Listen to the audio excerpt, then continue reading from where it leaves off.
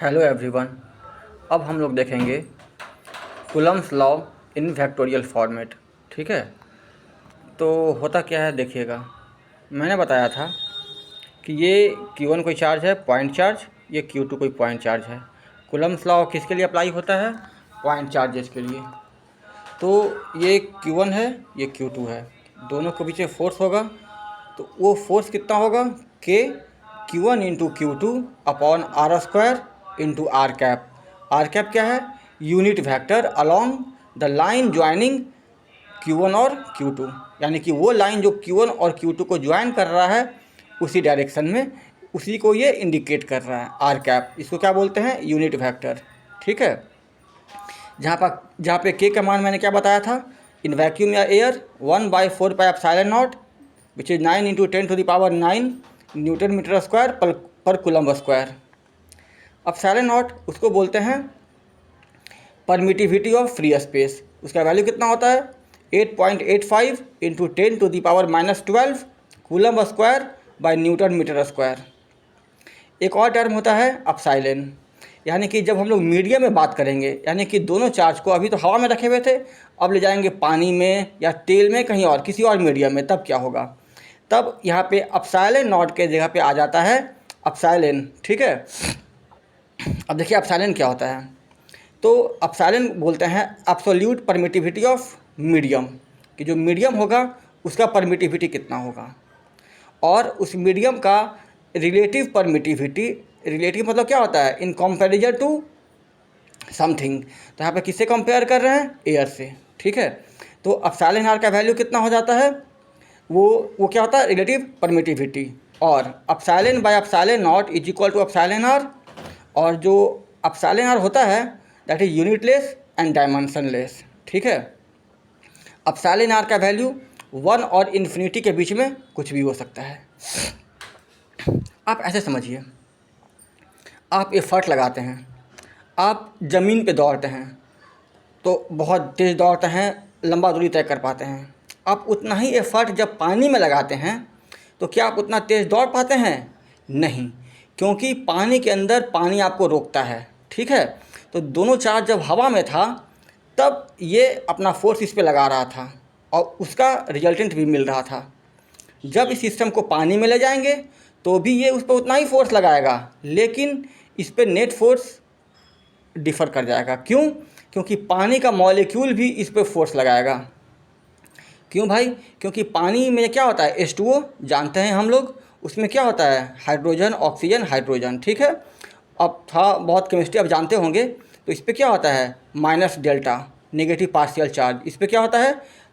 Relative ये partial positive charge.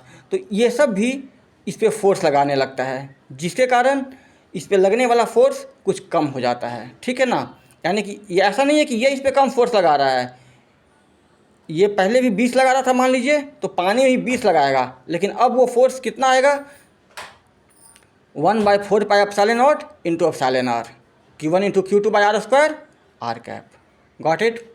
अब देखिए एक और टर्म होता है electrostatic force is conservative in nature.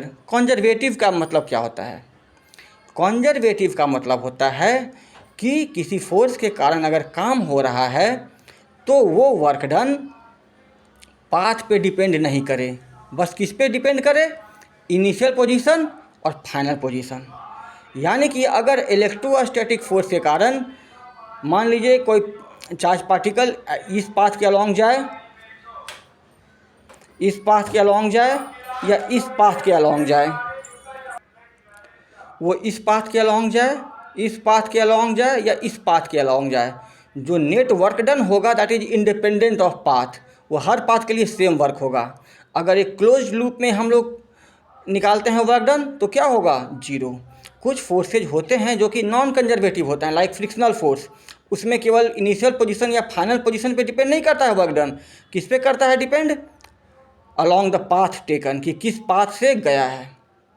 एक क्वेश्चन देखिएगा, a point charge QA is equal to 100 microcoulomb, मतलब 10⁻⁻6 coulomb, is placed at point A is equal to 1,0,2 metre and another point charge QB is placed at B 4,4,2 where QB is equal to 200 microcoulomb. Find magnitude of electrostatic force acting between them, यानी कि दोनों के बीच में, charge के बीच में कितना force काम कर रहा है। और F A B F B A, मतलब force on A due to B और force on B due to A. तो सबसे पहले निकालते हैं फोर्स का मैग्नीट्यूड। क्या होता है फॉर्मूला, कुछ नहीं दिया हुआ, यानी कि एयर में है या वैक्यूम में है। के Q1 into Q2 by R square. के का वैल्यू कितना है 9 इंटू 10⁻9। क्यू ए का मान कितना है 100 माइक्रोकुलम, यानी कि 100 इंटू 10⁻6। क्यू भी कितना था 200 माइक्रोकुलम, यानी कि 200 इंटू 10⁻6। और डिस्टेंस कितना हो जाएगा, 2 पॉइंट है, कोऑर्डिनेट्स पता है, तो बाय डिस्टेंस फॉर्मूला क्या होगा x2 - x1 का whole square plus y2 - y1 का whole square plus z2 - z1 का होल स्क्वायर रूट अंडर। ठीक है, वो निकल जाएगा। तो वो यहाँ पे आ गया है वैल्यू। ठीक है, तो देखिए 9 है, 100 मतलब क्या हुआ 10⁻2, 200 मतलब 2 इंटू 10⁻2, तो 2 पावर यहाँ पे आएगा 10 का, 2 पावर यहाँ आएगा 9 पहले से, 9 4 कितना हो गया 13 पावर, -6 और -6 कितना हो जाएगा -12 पावर, और 9 गुने 2 क्या होगा 18, 18 गुने 10 का पावर 13 अपॉन 10 का पावर इंटू 10 का पावर -2 अपॉन 4 - 1 3, 3 का स्क्वायर 9, 4 - 0 4, 4 का स्क्वायर 16, 2 - 2 0, 0 का स्क्वायर 0, तो 16 9 25, 25 का रूट 5, 5 का स्क्वायर 25, यहाँ पर आ जाएगा 25, ऊपर में क्या बचेगा 9 गुने 2 गुने 10, फिर से काटे पीटेंगे, कितना आ जाएगा वैल्यू 7.2 न्यूटन। Got it.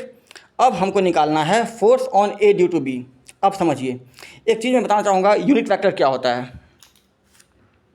देखिए ये समझिए, यूनिट वेक्टर का मतलब होता है आर कैप, बस इंडिकेट कर रहे हैं, सिंबलाइज कर रहे हैं, वो होता है किसी वेक्टर को उसके मैग्नीट्यूड से डिवाइड कर देना, यानी कि उसका मैग्नीट्यूड जो होगा यूनिट वेक्टर का 1 होगा, और केवल क्या होगा डायरेक्शन। तो मान लीजिए आर है, जैसे सपोज कीजिए एक पॉइंट ए है एक पॉइंट बी है, तो ए बी वैक्टर क्या होता है position vector of B minus position vector of A, वो हो जाएगा ए बी वैक्टर। जबकि बी ए वैक्टर क्या होगा position vector of A minus position vector of B. तो पहले निकालते हैं ए बी वैक्टर। अगर इसका कोऑर्डिनेट्स है x2 y2 z2, इसका है x1 y1 z1, तो क्या हो जाएगा वैल्यू x2 - x1 का होल, ये x2 - x1 i cap plus y2 - y1 j cap plus z2 - z1 k cap. और अगर बी ए वैक्टर का निकालेंगे तो क्या होगा position vector of A minus position vector of B, कितना होगा x1 - x2 i cap y1 - y2 j cap plus z1 - z2 k cap. ठीक है, वहीं आप लोग अप्लाई करेंगे। तो निकाल रहे हैं force on A due to B, क्या होगा k Q1 Q2 by R square R cap. इसका वैल्यू अभी जस्ट निकाला है हम लोग, कितना आया है 7.2, हो जाएगा 7.2। अब रहा आर कैप, तो मैंने क्या बताया आर कैप का value vector R upon mod of R. ठीक है, तो वेक्टर आर कितना हो जाएगा, चूँकि हम निकाल रहे हैं ए बी, यानी कि ए माइनस बी, यानी कि 1 - 4 आई cap plus 0 - 4 j cap plus 2 - 2 के कैप, वो हो जाएगा। और ए बी का मैग्नीट्यूड 1 - 4 का स्क्वायर, जो कि हम निकाल चुके हैं पहले ही, वो कितना आया था 5, ये क्या होगा -3, ये क्या होगा -4। तो जो वैल्यू आ जाएगा force on A due to B का, वो कितना होगा 7.2 upon 5 -2 i cap -4 j cap. अब देखिए, अब फिर से लगाएंगे कॉमन सेंस। अब ये तो निकल गया है ए बी, तो बाय न्यूटन्स लॉ हम जानते हैं कि बी ए कितना होगा उतना ही होगा, बस डायरेक्शन डिफर कर जाएगा। तो जहाँ पे यहाँ पे बस डायरेक्शन रिवर्स कर देंगे तो माइनस से गुना कर देंगे, माइनस में भेज देंगे, तो क्या हो जाएगा 3 i cap plus 4 j cap. तो force on B due to 1 कितना होगा 7.2 upon 5 into 3 i cap plus 4 j cap newton. So this is all about Coulomb's law. अब बताएंगे सुपरपोजिशन प्रिंसिपल, ठीक है, नेक्स्ट वीडियो में। So see you in next video, thank you.